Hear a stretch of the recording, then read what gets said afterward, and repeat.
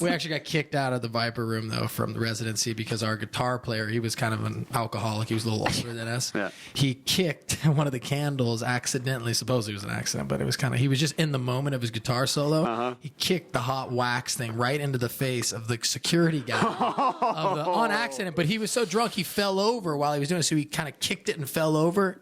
But the greatest part about Uncle Reamer, we called him, was he finished his solo. He actually finished his guitar solo, wedged in between the drum set and the curtain at the Viper room. All right. That was it. That was the last show we played at the Viper room. Did you sing, or what was your... I played the drums. Oh, right. Yeah. You said that. Yeah, so...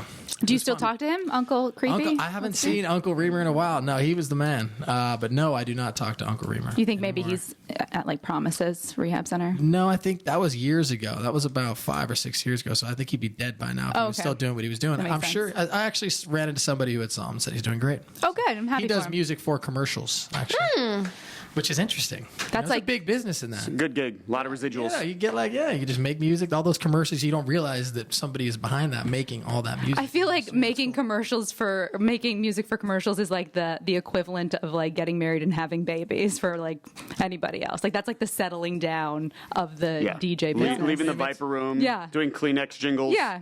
Well, he was doing it before. He's the man. Anyway, moving. But enough about Facehumper. We'll move on. We don't need to hear about that anymore. Well, Morgan, if you wouldn't mind sticking around, we are going to take some relationship calls. If you wouldn't mind giving some advice. Let's do it. We hear some stories, some really funny / horrendous stories about people having sex off Craigslist and almost getting killed. And then we give some great relationship advice. So Done. If you want to join us, you can email BrodyJennerShow@gmail.com or hashtag @BrodyJenner @Dr. Mike Dow. We will be right back.